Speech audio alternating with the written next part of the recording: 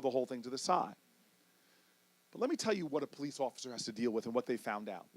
They found out something fancy called predictive analytics, that you can actually detect something that might happen based upon what already happened, okay?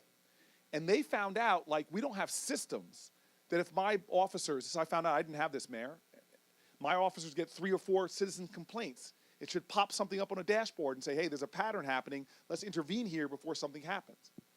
They found out that one of the best predictive analytics for a police officer getting a citizen complaint against them is when that police officer encountered a suicide. Now, I used to work on a suicide crisis hotline. They're very emotional, very taxing. Do you all remember that horrible scene where that officer in Texas sat at a pool party, sat on an African-American girl? Some of you might remember that scene. It's seared into my head. Well, that officer dealt with 2 suicides before that. So some of this is about creating systems that empower us to intervene in problems before they happen. And law enforcement is difficult. I know this mayor knows this. I was on the phone with my police director during a hostage situation. A woman who was suffering from postpartum depression shot at her boyfriend who jumped out the window, but she was now in her house with a gun and her child. And we were trying to figure out what to do, and I'm talking to my police director, and then suddenly I hear gunshots going off, and I hear my officers yelling, go, go, go, which means, and you know this, they were running into a building where there were shootings going on with no situational awareness, putting their lives on the lines for people. This is everyday officers. They run up there and they get there, and the woman had shot herself, but before that had put a pillow over her child and shot her child. So now imagine you're that officer that gets into that room and sees that, pulls back the pillow, carries the child desperately down to try to get them help, and now you go home that night to your family and have to come to work the next day. And you get pulled over by someone who some of our young folks like to exercise their First Amendment rights when they get pulled over, and didn't get the lesson from my mom, just shut up and say, yes, ma'am, yes, sir. Even if they do you wrong, just get home safe and then tell me about it. That's how I was taught. But now you suddenly have somebody pulled over and they're cussing at you, which they have a right to do in America, but you snap. And so what I'm trying to say to everybody, to go this overly long answer to you, and I apologize, but you're my sister from Newark, this is how we talk, is everything is not as simplistic as it looks. And getting people together around a table and affirming that most of us in America, 99.9% of us, think that too many young black people are being shot in America who are unarmed. But pulling people together to come to the table and find the kind of solutions that will actually make a difference in this problem, that's the kind of president I will be. I will continue the work of that task force to make it more implemented in more cities, more communities, more towns, more counties, okay? Sorry for that long answer. We're going for the speed round. Go ahead. Oh, no, we're slowing it down. We're slowing it down. Well, again, thank you for being here. Thank you very much. You were in Iowa with my counterpart earlier this week. Yes. And so you've already set the stage. Yes, we had a great meeting in Iowa with the same group here talking about the same issues. Yes. Yes. And so thank you for sharing with us about President Clinton's phone call to you when you first became mayor, yes, and the efforts that you made within Newark. As you know, and for all of you, we are Working Hero Action. And here in South Carolina, we have launched this effort to, number one, end poverty, but right now during tax season, to elevate the issue of the Earned Income Tax Credit. The what? The Earned Income Tax Credit. Say it again. EICTC. And so let's talk about what that is, because I do want people to walk out of here making sure that they understand. No, not just they understand, that they tell everybody they know. That they know. Oh, I'm right there with you. And so this actually is one of the sites that provides free tax services for the community. You have to pay nothing. You nothing, just wow, a little bit of time. Okay. And so why that's important, we're here about economic inequality. And the reality is we have far too many people doing what you said earlier, finding too much month at the end of their money and not enough money at the end of their month. Did I get it right? You got it right. Okay. And so the reality is when we talk about inequalities and even our workforce, the folks who are working the hardest they're earning the least. They're often juggling 3 and 4, sometimes 5 and 6 jobs, and trying to make basic necessities available to their families. Children are starving for food, and people can't keep their lights on, let alone get a step ahead and earn a home or anything like that.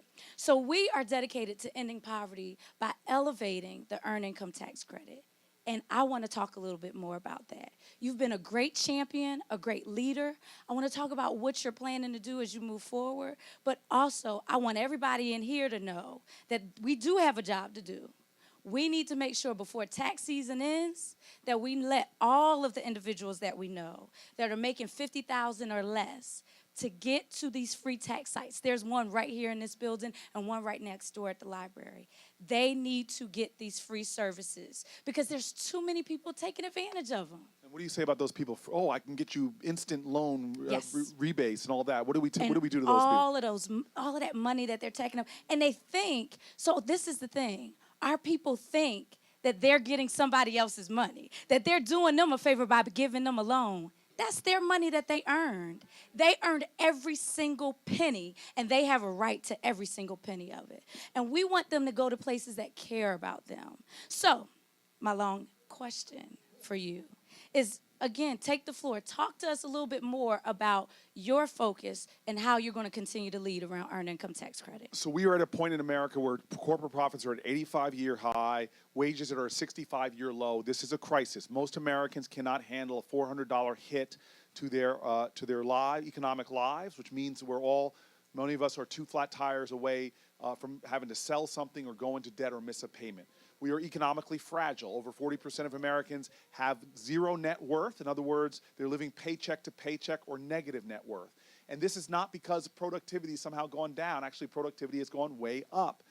We are living in a society that is not valuing work anymore. It's stripping away dignity. And many people here know this because it's not only going paycheck to paycheck.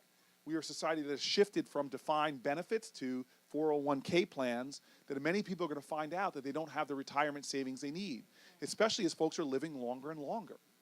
We have a real crisis in this country for financial stability, and the next president must have an agenda for that. And so I have an agenda for a lot of things, from expanding Social Security payments. You can do that by lifting the cap for certain high-income employers, high-income earners. It is important. There are 7 million seniors that live in poverty because their Social Security checks don't go far enough. But this is what I want to talk about, because what she's saying here is really important. This community, every community is leaving millions of dollars of unclaimed EITC on the table. But Over $300 million in South Carolina. Over $300 million in South Carolina. Just from the earned income tax credit. Just from the EITC. So that's why it's so important. Everybody in this room could use $3,000, $4,000, $5,000. And there are people in this room who are eligible for it. And some of you might not have even gotten it because you can go back how many years? 3 years. 3 years. But this is what I want to do as your president. One is I want to massively expand the EITC so that it's not just about $50,000, so that it's actually it goes up a little bit more, and the payments are a little more generous for the people at the bottom, because everybody should be getting a stabilized income. And remember, you're saying, Cory, whoa, isn't that just like transfer of wealth? We're transferring wealth right now. Up.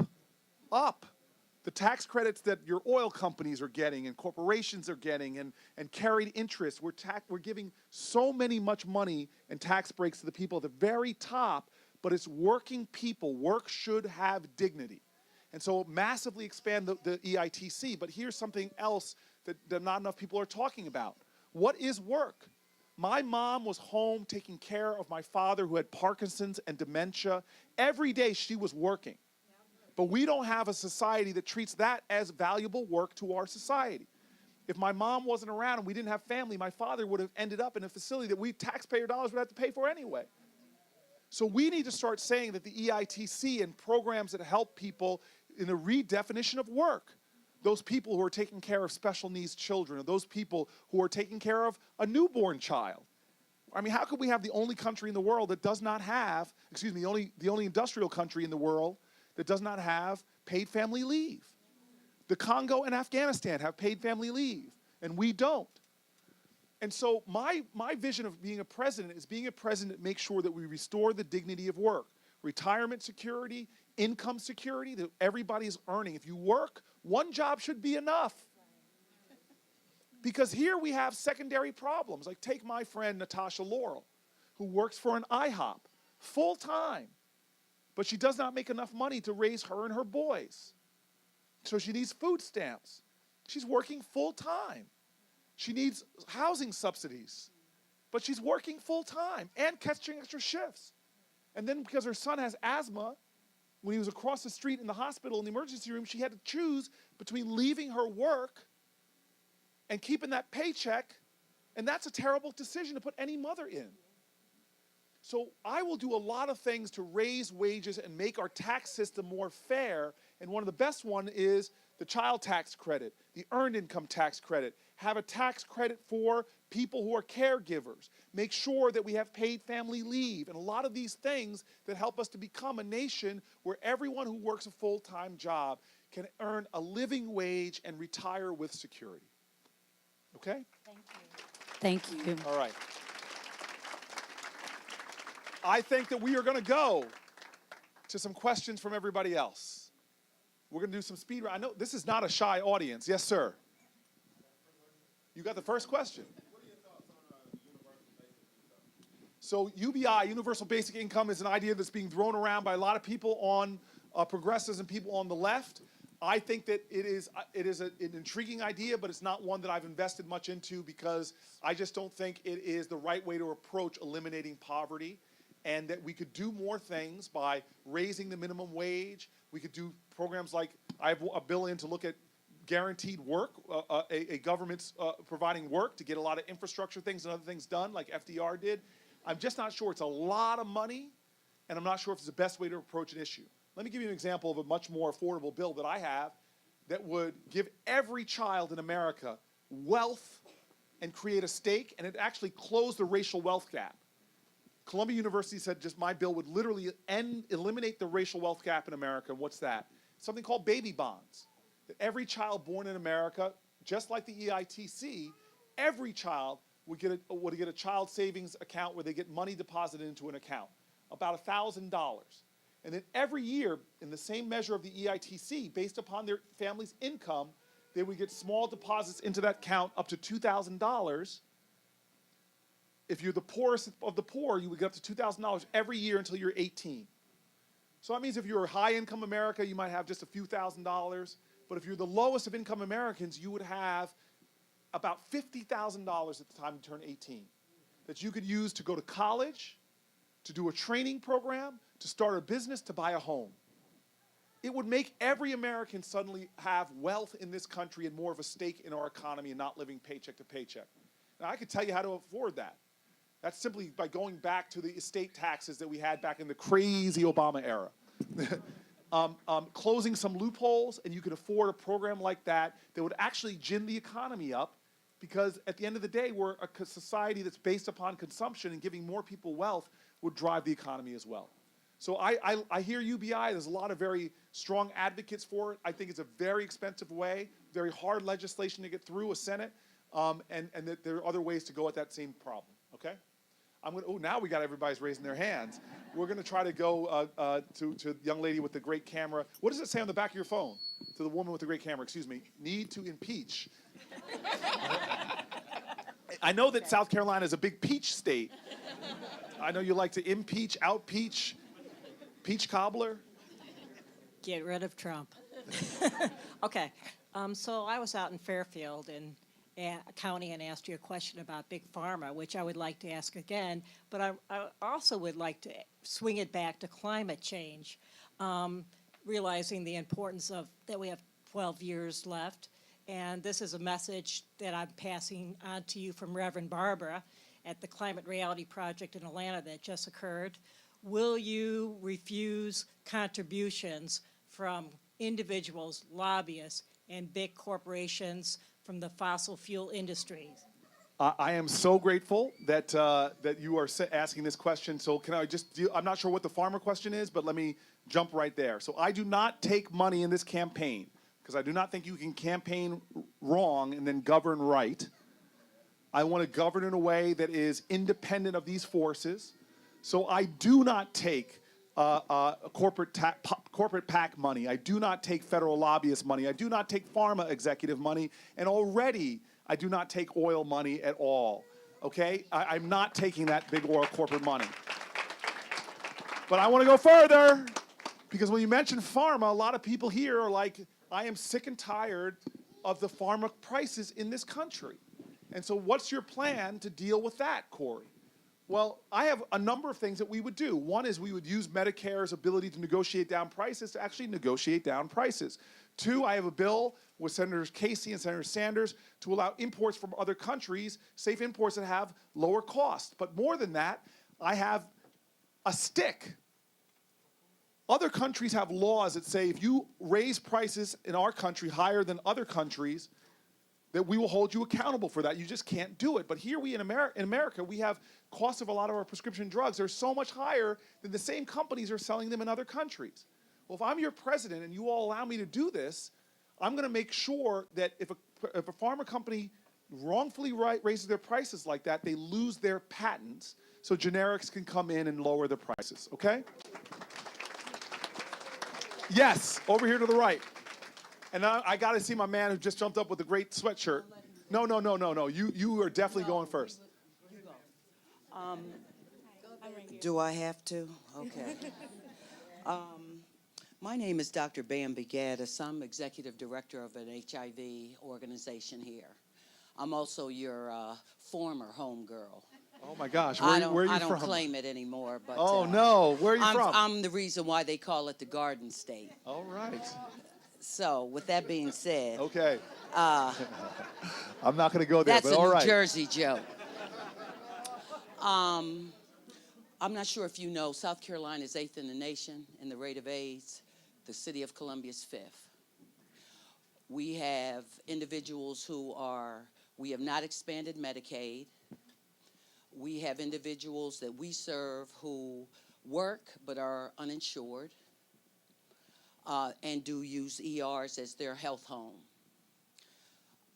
President Trump, in his address, indicated this new appropriation for HIV funding, primarily to the South, because this is where the epidemic lies. There's some contradictions in his conversations because of his attacks on LGBTQ, etc. But with that being said, he's proposed to redirect funds to the South. So my question is, knowing that, for example, Newark was one of the cities that never really got the attention in the beginning of the epidemic when it was the IV drug use issue, still has a chronic issue. I'm interested in what you were doing in Newark to address the AIDS epidemic there, and how you translate that into a national epidemic where African Americans are significantly impacted in the South, not just by HIV, but sexually transmitted infections overall, because the money has not come here. It has gone everywhere else. We finally have an agenda, but we have people who, one, we have the best treatment in the world. We can prevent and treat and cure Hep C. And we have PrEP now, which will prevent transmission of HIV from one person to another, but people don't have access. So let me answer your question specifically, because the great thing about having someone like me in the race is I have a very long track record. Like you're a great mayor, I had to run something and deal with just about every problem we're talking about on the national level. The prescription drugs, I didn't wait for the federal government to do something about prescription drug costs when I was mayor of Newark. I fought to create a program that lowered prescription drug costs and got my folks into primary care. Most of these issues I had to deal with as mayor, including HIV and AIDS. And so one, I fought to change the law in the state of New Jersey so we could do needle exchanges and start doing the kind of programs that bring people in so that they can get kind of counseling and peer-to-peer work to make sure that we were getting them into the kind of treatment and care that they need. Number two is I realized that a lot of folks would come in with needle exchange and have it, but they wouldn't have a home to go to. And we had a massive homeless problem within our HIV community. And so I actually went out and said, I'm going to build HIV supportive housing. And we did that with a little help from a friend, because again, I was mayor during a housing crisis and we didn't have the money, but I always say, that if you have a big enough why, you can almost figure out any how. And so I went out and started just finding resources. And I got a guy named John Bon Jovi who gave me $1 million to build the housing. Because I am like, sometimes I'm like an old Motown song. I'm not too proud to beg when it comes to for getting help when I was mayor. But the real question is when you're president of the United States, it's one thing to stand up in your State of the Union address and say, I'm going to do something bold on AIDS. And then I look at your budget and you're cutting so much of the funding that would help us to make sure we actually did something about HIV and AIDS. And this is a president that is cutting research, medical research funds. This is a president that's cutting Medicaid and Medicare, not to mention not expanding it. And you said it yourself. We actually have a lot of evidence-based strategies to deal with HIV and AIDS now. This is a matter not of can we, it's do we have the collective will. And so this relates to a lot of other illnesses that are out there, that are infectious diseases and more, that we could be dealing with if we had a more comprehensive program of healthcare in our country. If we weren't allowing things that are happening here, which is in rural areas, hospitals closing, access to medical care is becoming short.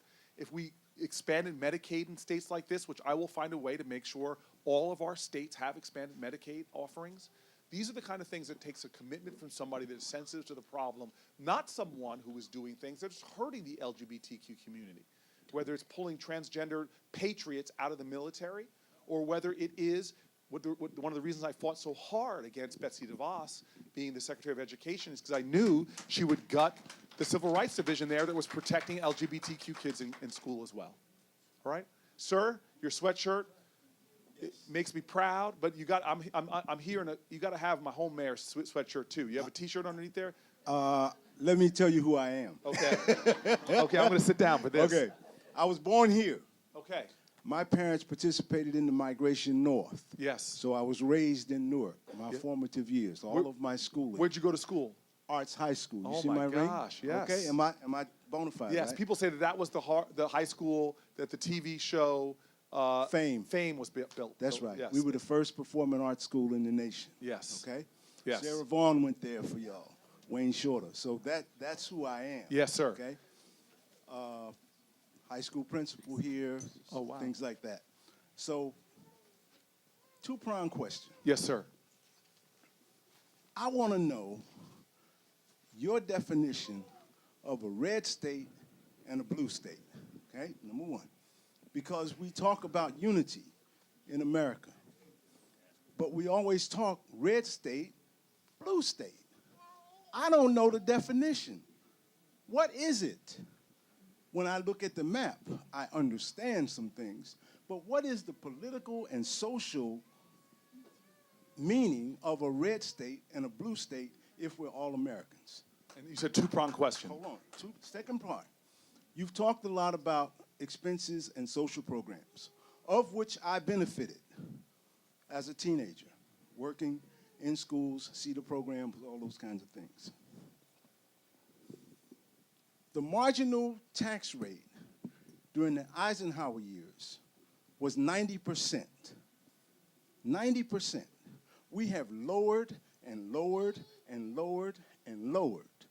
And now they beef about 37, 38%. OAC said raise it to 70 and everybody goes crazy. What's your opinion on how we raise the money to do the social programs and build that social safety net that you're talking about? So, real quick, I think that the absurdity of defining entire states as red states or blue states points out a lot of the absurdity of our politics and the inability to get a lot of things done. And I know what the definition is when you see it on TV is states that traditionally vote Republican, traditionally vote Democrat, yada, so on and so forth. But I want to tell you right now that we've got to stop that. That we've got to start getting back to a point in America where we recognize that we are all one United States of America. And we've got to start working across lines that divide us to find that common ground. That's one of the purposes of me running for office. The second thing I want you to do is walk with me to where, again, this is why you are lucky to have such a great mayor, is because we understand math. And what we often scratch our head on is why do we always do things so backwards in this country when it is more expensive? Seattle, Washington, they did a study about what's more expensive, keeping mentally ill people on the streets homeless or putting them in supportive housing, which is very difficult for the mayor and I to build. It's expensive. But they actually did the study. They studied 23 people, all the costs in supportive housing versus the street, and they found out they saved taxpayers in the city of Seattle $1 million by putting them in supportive housing. Why? Because where do people who are mentally ill on the streets often end up? Hospitals, jails. The same thing, Central Florida did the same thing, where they looked at the cost of dealing with some of their homeless issues, and they found out they were spending 3 times the cost in police costs than it would to give every single person a house to live in and a caseworker. We in this country find a lot of money to spend. We were building a new prison and jail every 10 days from the time I was in law school to the time I was mayor of the city of Newark. Every 10 days. You know how expensive that is? Hundreds of billions of dollars. When I can show you strategic interventions in a child's life that will dramatically lower their rates of